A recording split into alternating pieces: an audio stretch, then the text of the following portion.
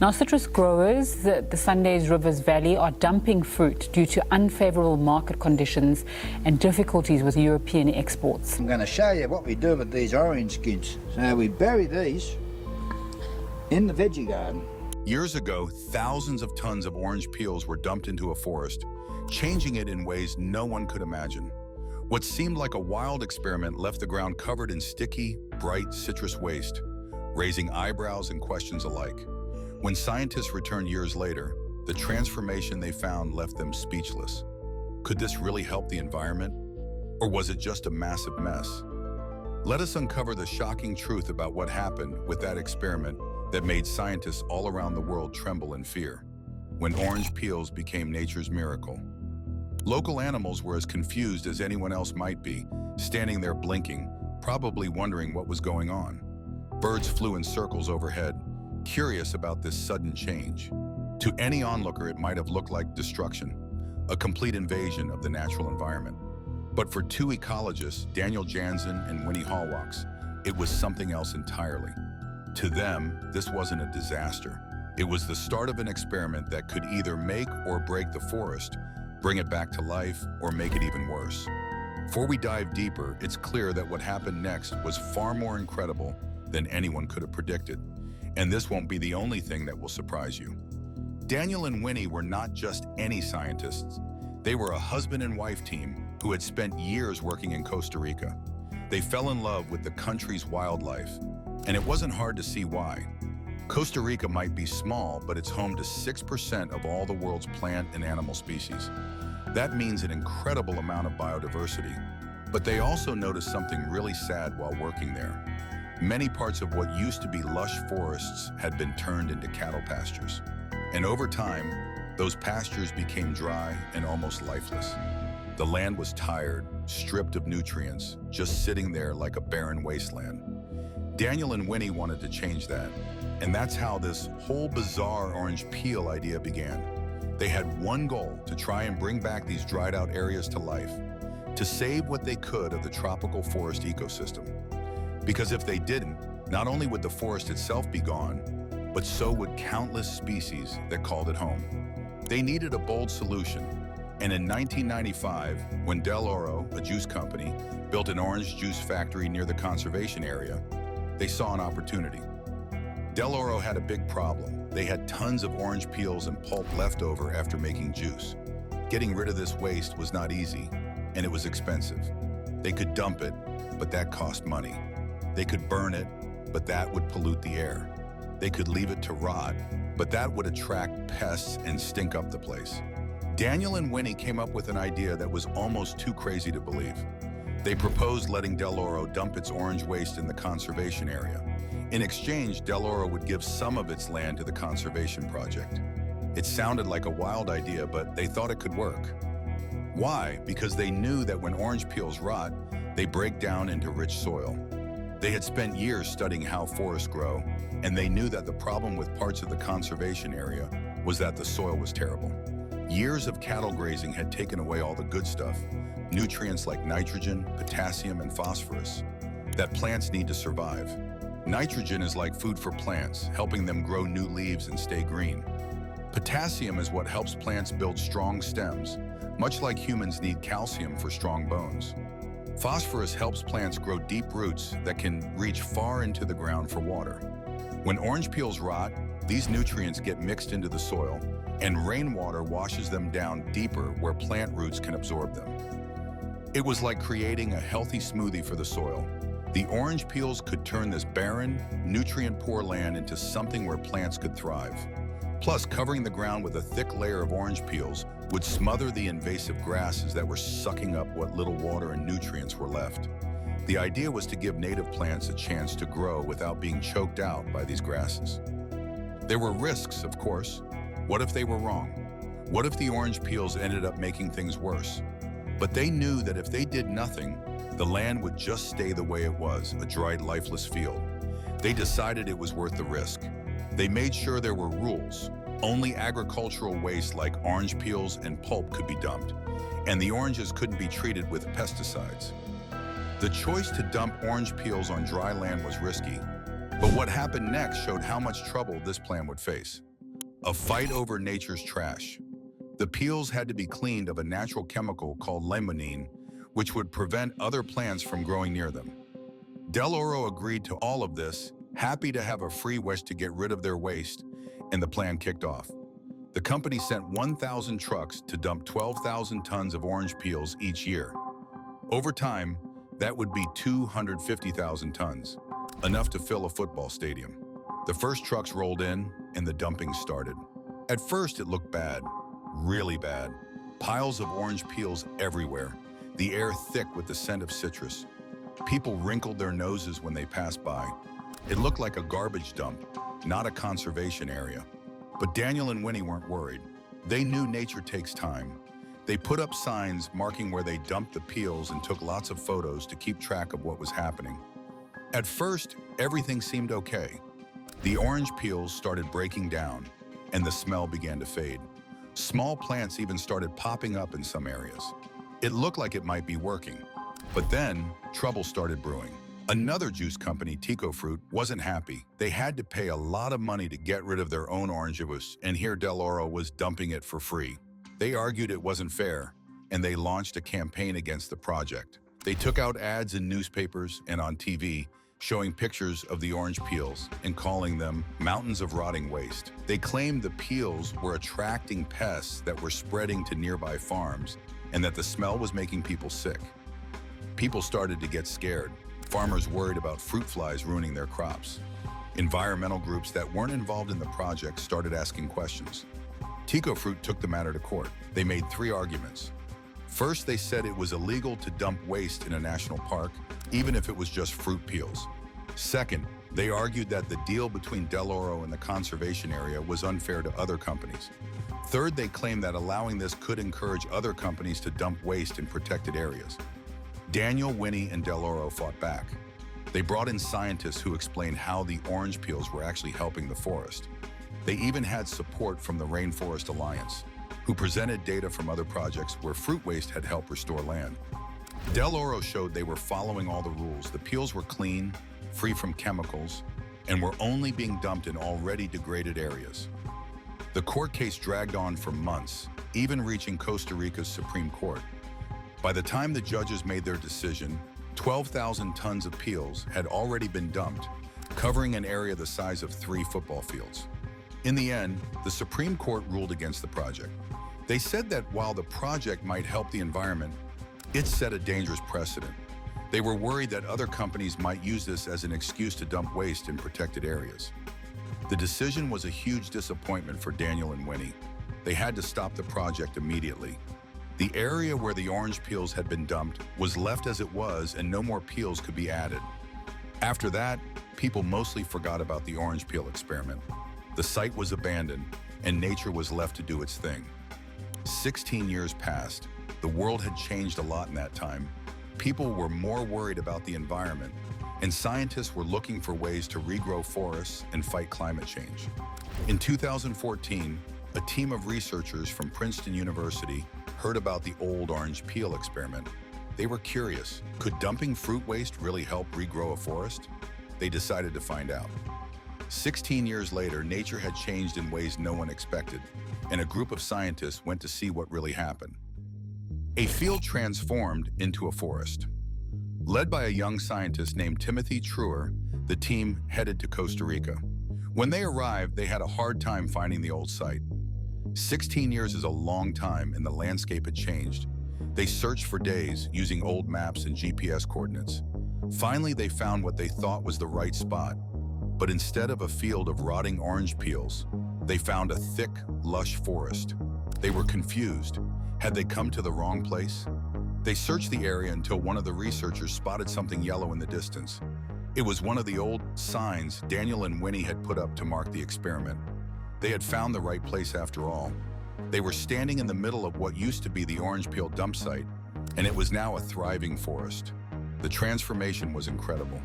What had once been a barren cattle pasture was now full of tall trees, thick undergrowth, and animals. There was no sign of the orange peels, just a healthy, thriving ecosystem. The researchers knew they needed solid evidence to prove what they were seeing, so they got to work.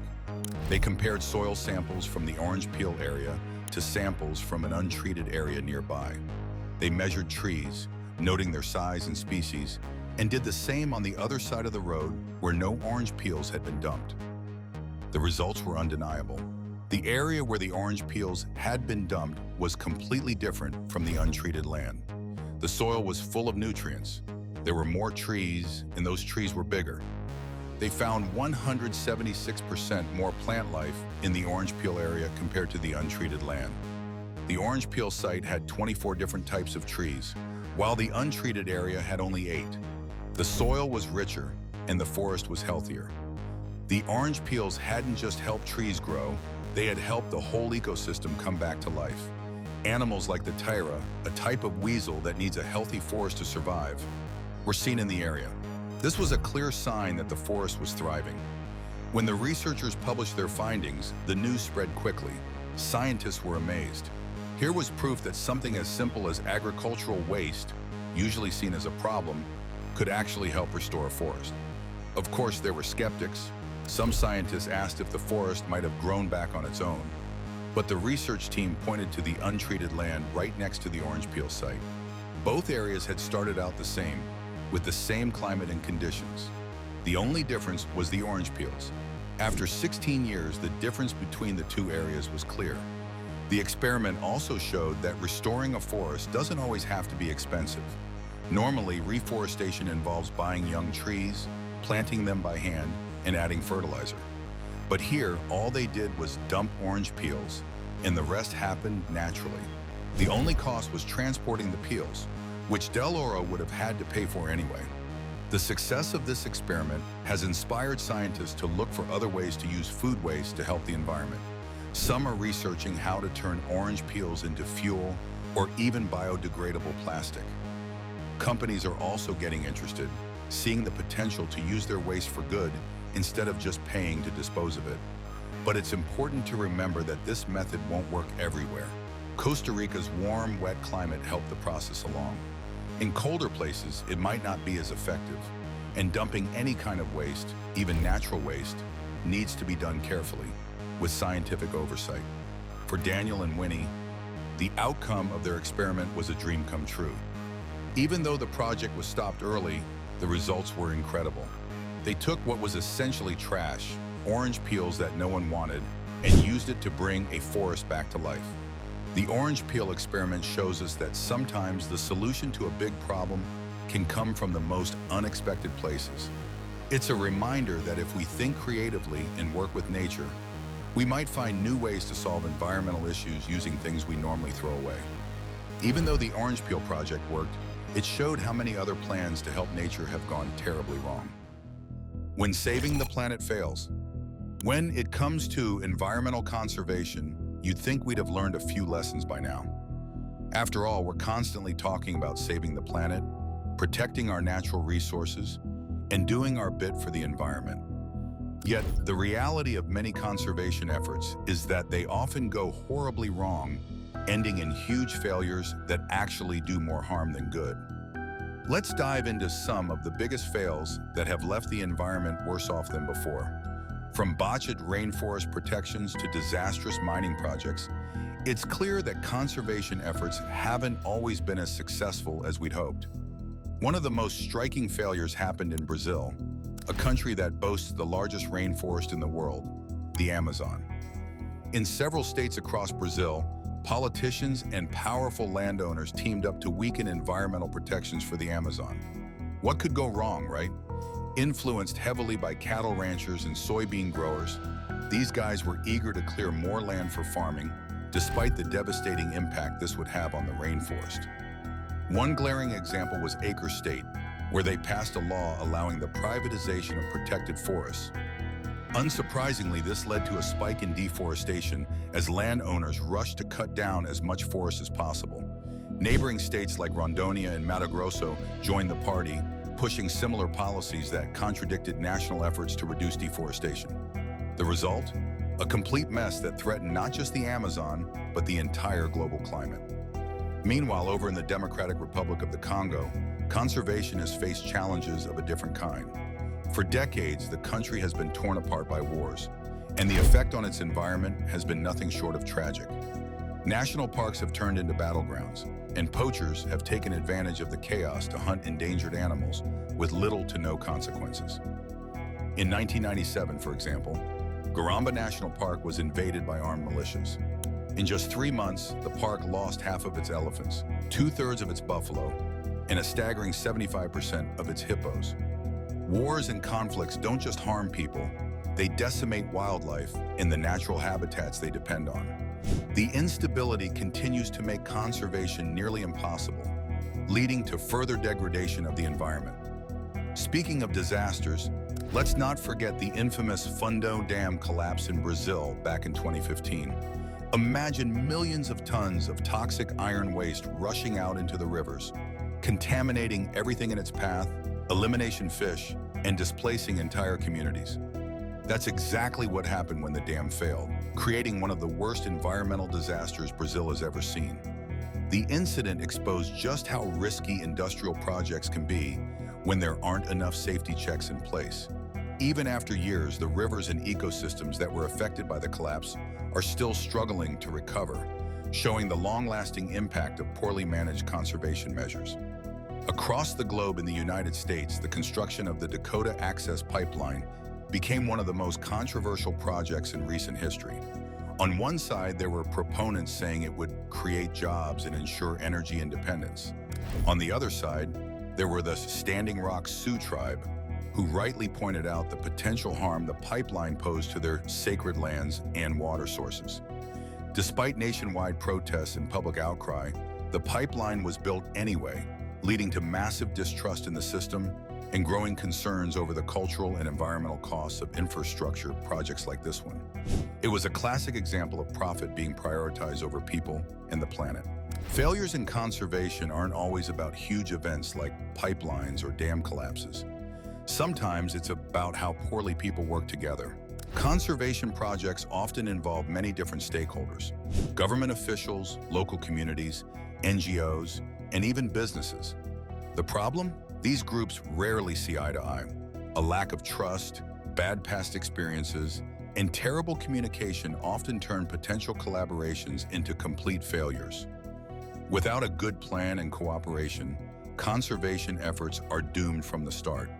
Then there's the illegal wildlife trade, one of the nastiest threats to global conservation.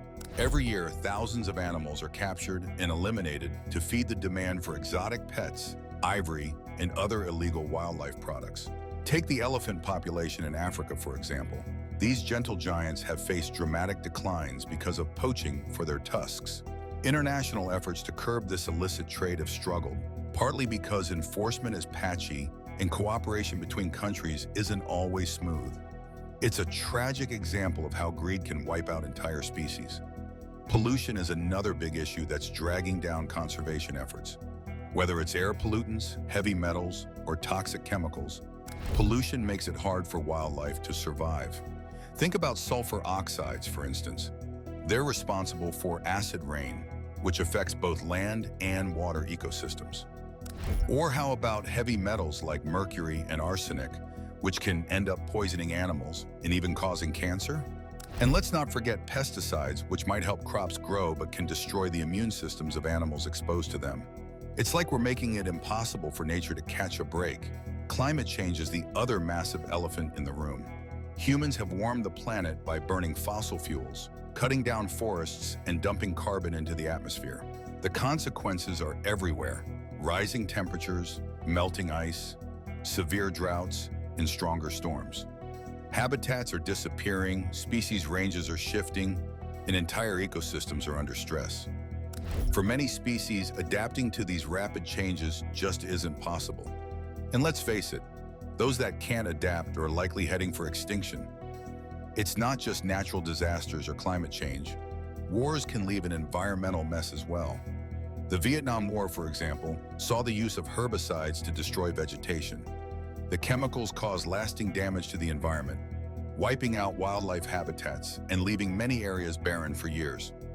Military conflicts don't just destroy cities and lives, they also devastate ecosystems and leave scars that can take decades to heal. Africa's national parks have also faced their fair share of challenges. Take Sakuma National Park in Chad, where poaching led to a significant decline in elephant populations. While there have been efforts to turn things around, including new management and anti-poaching campaigns, the conflict between conservation goals and local communities remains. It's a constant battle to find a balance between protecting wildlife and meeting the needs of people who live nearby and rely on the land. The bottom line is that environmental conservation has faced some epic failures.